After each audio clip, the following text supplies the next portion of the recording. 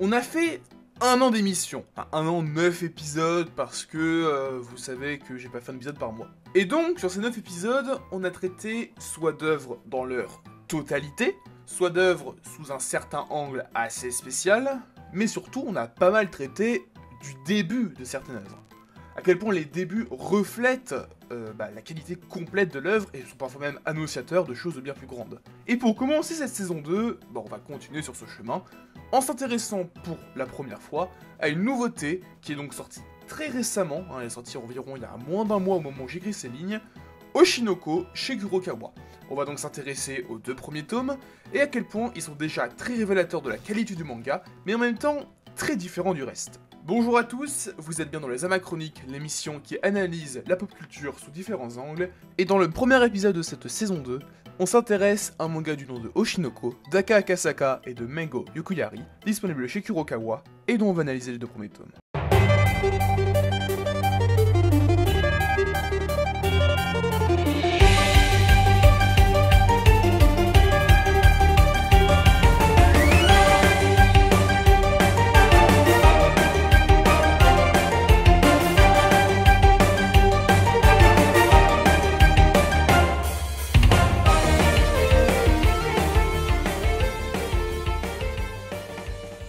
Nous sommes en 2020, le monde entier est chez soi, cloîtré et peut-être même inquiet vis-à-vis de ce petit virus qui a mis le monde à genoux. Et pourtant, ce petit virus, il peut peut-être arrêter notre société, mais il ne peut pas arrêter nos esprits pour autant. Au Japon, un duo de mangaka aussi improbable que talentueux s'apprête à lancer dans le Weekly Young Jump un manga tout aussi inattendu que leur association. On retrouve donc au scénario Aka Akasaka, qui était alors, et toujours aujourd'hui, en plein dans son manga phare Kaguya-sama Love is War, manga qui était déjà très réputé à l'époque et qui limite encore plus aujourd'hui. Et au dessin, on retrouve Mengo Yukuyari, une mangaka qui est directement bien plus confidentielle qu'Aka Akasaka. Mengo Yukuyari est donc une mangaka qui a débuté sa carrière aux alentours de l'année 2010 et qui connaîtra quelques succès plus ou moins gros lors de cette fameuse décennie 2010. No Control en 2012, un anthologie de Oshiro Girl Drop en 2018, mais surtout Scum's Wish ou Kuzuno Honkai en 2012, manga de 9 tomes qui sortira chez Noévé en milieu d'année 2022, mais qui aura surtout été adapté en animé par le studio Lerche, ou Lurch, je sais pas comment ça se dit, le studio qui a adapté la licence Danganronpa, Twilight Bound Hanako-kun ou encore le manga français Radiant. Et c'est donc avec cette dessinatrice qu'Aka Akasaka décide de s'associer pour créer son nouveau manga. Oshinoko est donc né d'un duo atypique, mais surtout qui a beaucoup d'expérience.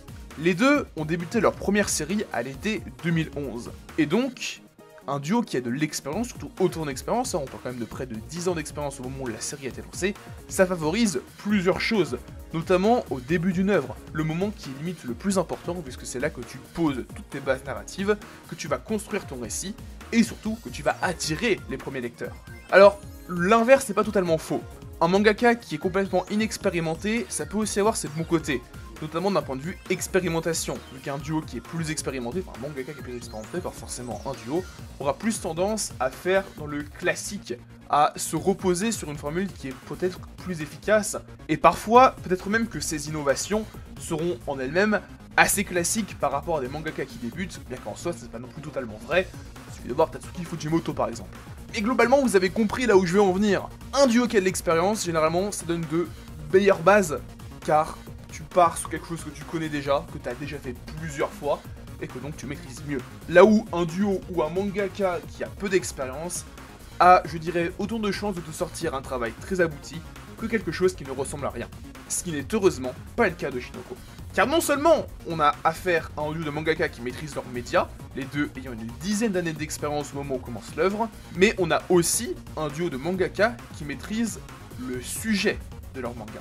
Oshinoko, c'est un manga qui parle d'art théâtraux, dans le sens théâtre, il y a un arc dans un théâtre, cinéma, avec un arc et plusieurs dans le futur qui se destineront à tourner des films, et le manga contient aussi plusieurs passages qui traitent du domaine, enfin du thème des idoles, et de tout ce qui touche à leur musicalité, ce qui est quelque chose que connaît très bien Akasaka. Son premier manga s'appelle Sayonara Piano Sonata, et un manga qui a dans son titre le mot piano et le mot sonata, vous vous dites bien que ça parle pas d'autre chose que de musique. Et donc, on retrouve une certaine affection pour le thème de la musique qu'explore en partie Akasaka dans Oshinoko. Et en parallèle, Mengo, Yokuyari Mengo, dans son plus gros succès, Kuzuno Honkai, que je préfère au titre français, je vais pas dire Scum Wish, traite pas mal d'amour très compliqué, interdit, de quelque chose qui est difficile à expliquer, mais qu'on pourrait rapprocher de la sociologie, voire en allant un peu loin de la psychologie, qui est quelque chose qu'on retrouve beaucoup dans Oshinoko, et ce dès le début. Et on pourrait même aller encore plus loin et dire que tout ce qui touche au domaine du double jeu de lecture dans Oshinoko, du double caractère de plusieurs personnages principaux, bah que c'est quelque chose qui est hérité de Kaguya-sama Love is War. On retrouve un énorme comic de situation avec pas mal de personnages qui jouent du tac au tac, de comment va réagir lui à l'autre, et de ce qu'on pourrait résumer par je sais que tu sais que tu sais qu'il sait qu'il sait machin truc. C'est compliqué de résumer pleinement tout, mais Oshinoko, c'est clairement la quintessence du travail, du talent et de l'expérience de ces deux auteurs. Ce que c'est Mengo dans le dessin et de ses œuvres qui touchent à la romance très compliquée et à une espèce de sociologie, combiné à l'art d'Akasaka pour écrire des personnages, des situations et ses connaissances dans le domaine artistique. Et donc, bah on a un excellent duo qui fait un excellent manga. Et c'est pas moi qui le dis que c'est excellent, c'est sa réception critique. 11ème au Kuno Manga Kasugai 2021. 7ème à l'édition 2022, 4ème à la liste de recommandations des libraires japonais de 2021, 13ème au Da Vinci Book of the Year 2021, 5ème au Manga Taichu 2021, nominé donc pour l'édition 2022, vainqueur du Nest Manga Award 2022, nominé au 67ème Shukakukan Manga Award et au Tezuka Cultural Prize 2022. J'ajouterai aussi les 3 millions de copies en circulation en 7 volumes, ce qui est énorme et excellent pour un manga de Young Jump. Pour comparer, Kingdom en 24 tomes, c'était 4,29 millions. Et le manga totalise déjà plus de 150 000 lecteurs, en étant donc le 5ème manga de Young Jump qui totalise le plus de lecteurs actuellement, ce qui est encore une fois excellent pour un manga aussi jeune, surtout quand il vient du Young Jump. Donc Oshinoko, vous l'aurez compris, ça vient d'auteurs qui sont très talentueux, qui sont plus ou moins reconnus. La réception critique est excellente. Même à un moment, il n'y avait pas une semaine qui s'est écoulée sans que Oshinoko ne soit nominé dans certains prix plus ou moins prestigieux, j'avais l'impression. Mais voilà, être nominé dans plusieurs prix, c'est bien, mais ça fait pas de toi un bon manga. Avoir des auteurs prestigieux comme Papa et Maman, c'est bien, ça fait pas de toi un très bon manga, un petit coucou à Samurai 8. Donc, Oshinoko, de quoi ça parle et en quoi c'est aussi bon. Et je précise que je vais me limiter uniquement aux 2 premiers tomes sortis chez Kurokawa. Bien évidemment, je vais les spoiler, c'est obligatoire. Je rappelle que le but de cette émission, c'est d'aller en profondeur. Mais si vous n'avez pas lu ces 2 premiers tomes, bah, restez-en là, et si vous les avez lus, on peut continuer. Oshinoko, c'est un manga qui traite du monde du show business. C'est un thème qui est très intéressant, car c'est un peu quelque chose qu'on pense connaître dans le monde actuel, mais qu'on ne connaît pas réellement. Dans l'imaginaire collectif, c'est à la fois un milieu un peu idéalisé, où chaque personne majeure a un peu une vie de rêve, mais quand on creuse un peu plus, et aussi la deuxième pensée majeure, c'est que c'est un milieu rempli d'opportunistes, d'escrocs, de requins, bref, de personnes pas très recommandables. Et Oshinoko traite ce côté de personnes complètement détestables. Mais Oshinoko aborde aussi la question du rêve. Du rêve des personnes jeunes, souvent idéalistes, voire même peut-être parfois un peu influençables, qui rêvent d'intégrer ce milieu, qui peut leur sembler si idéaliste et qui peut parfois ressembler à la solution à tous leurs problèmes. Alors, loin de moi l'idée de dire que Oshinoko est un manga qu'on pourrait résumer par ça donne à réfléchir et ça en dit beaucoup au sujet de la société, mais c'est quand même quelque chose qui collerait pas mal à un résumé. Oshinoko est donc un manga qui nous raconte l'histoire du docteur Goro, qui bosse dans un hôpital, comme la plupart des docteurs, mais qui surtout est un grand fan d'idol depuis que l'une de ses précédentes patientes lui ait transmis sa passion avant sa mort.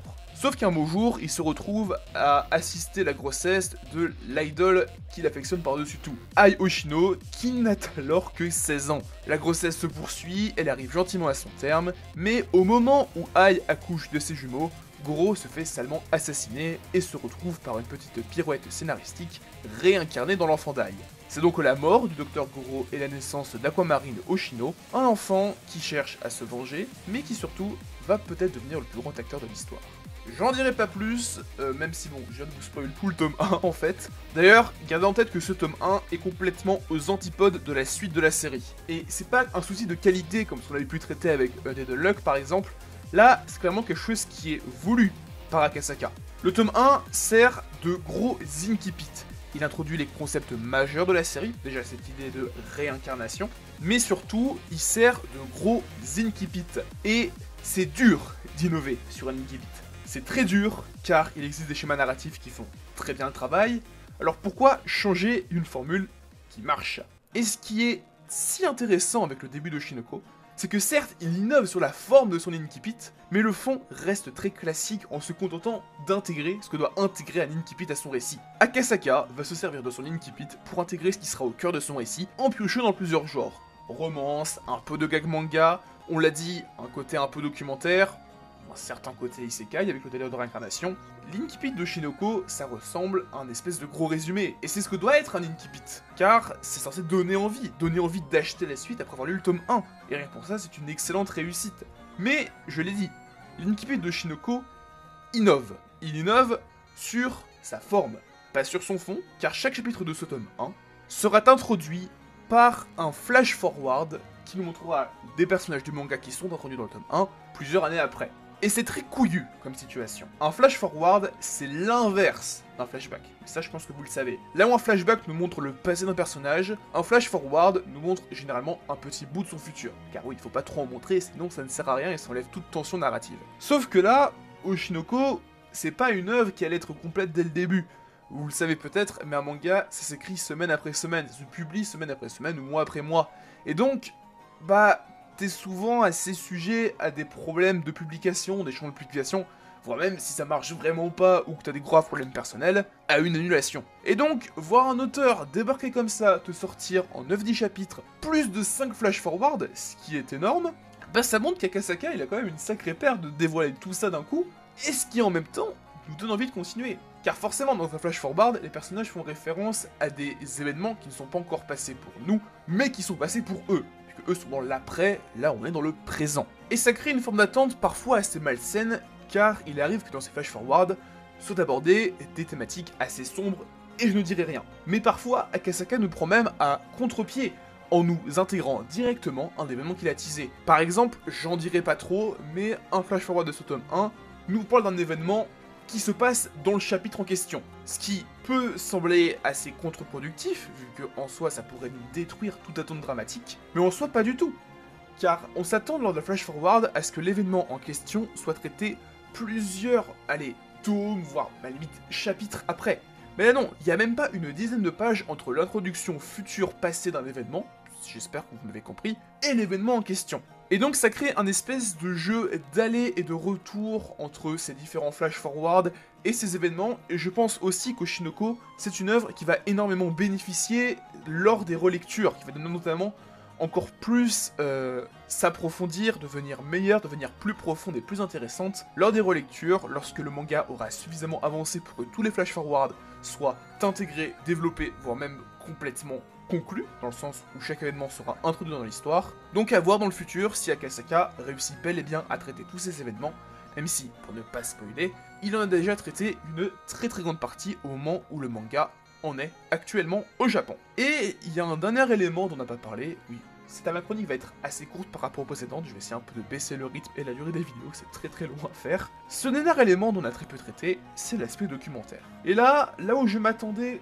pour comparer à une autre œuvre qui fait assez bien la comparaison, à une œuvre en plus qu'on a traitée sur la chaîne, à savoir Actage de Shiro Uzazaki, mangaka avec qui d'ailleurs Mango no Kuwari est très ami, pour la petite anecdote, je m'attendais à un côté vraiment très épuré, très innocent, très fantaisiste et pur du média traité, à savoir le monde du show business, le monde des idoles, et tout ce qui touche à ce domaine de l'entertainment, pour parler un peu English. Pas du tout. Déjà, on se retrouve vraiment dans une volonté de dépeindre la situation actuelle de notre monde. Par exemple, plusieurs fois, des personnages citent des noms de sociétés comme YouTube, TikTok, Instagram, ou même Oricon, je sais que c'est un thème majeur de cette chaîne. Alors, c'est dommage parce que la traduction française l'a retiré, malheureusement. Mais quand on lit en anglais, dans la version anglaise ou en japonais, on retrouve très facilement cela, ce qui prouve que c'est bel et bien une volonté d'Akasaka de mettre ces sociétés ici, et c'est une très bonne chose en soi. C'est toujours bien d'avoir un manga qui traite thématiquement et totalement la situation dans notre monde.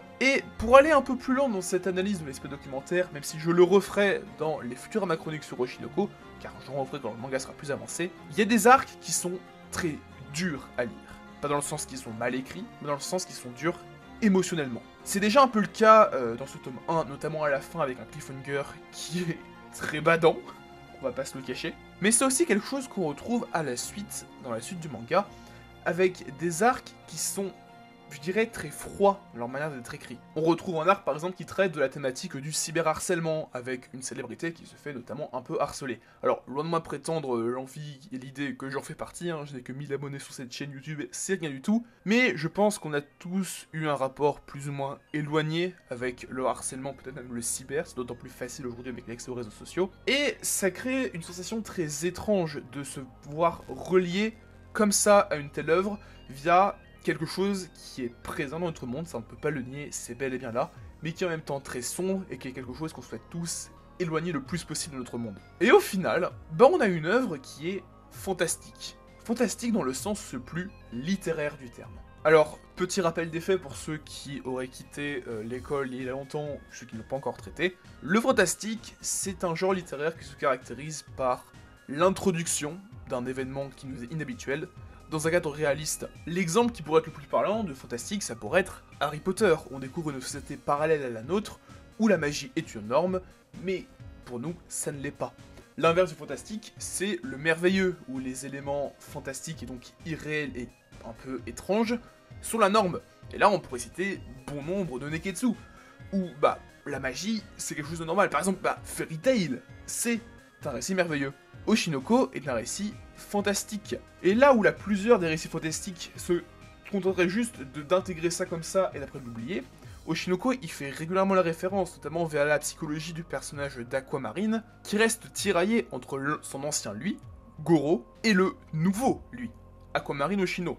Et on retrouve aussi pas mal d'autres éléments, mais loin de moi l'idée non plus de trop spoiler. Je vais m'arrêter là pour aujourd'hui. Merci à vous pour votre visionnage de cette chronique, ça aura été totalement différent des autres, là où avant j'écrivais un script mot par mot, là j'y suis allé un peu en improvisation, j'avais juste écrit quelques thèmes que je voulais aborder, et le reste est venu tout seul, hein, donc ça a l'air probablement un peu moins fignolé que les précédentes, mais c'est normal, ça va venir, hein, je donne une grande part à l'apprentissage sur cette chaîne. Pas de facecam cette fois-ci, peut-être bientôt à l'avenir. Donc voilà, on a traité un peu vite fait tout ça. C'est plus une espèce de mini présentation qu'une grosse chronique. La vidéo fait moins de 20 minutes, hein, ce qui est très rare pour une chronique. Mais j'en suis très content, la saison 2 commence donc avec cet épisode qui est un peu plus court et un peu plus light que les précédents, même si, ne vous inquiétez pas, des gros épisodes arriveront par la suite. Je prépare notamment une grosse vidéo sur Kaguya-sama Love is War lorsque l'anime reprendra en avril, également une sur Spy Family lorsque son anime commencera, ainsi que je pense qu'il sera la première grosse chronique de cette saison 2, une vidéo iceberg sur la licence The Might Chronicles, mais en attendant, on se retrouvera donc le mois prochain pour une autre chronique un peu plus light sur le métro parisien, et ce n'est pas une blague. C'était Amano, à la prochaine tout le monde, Amano out. Et pensez à vous abonner aussi, ça j'ai oublié de le préciser, c'est bien. A plus.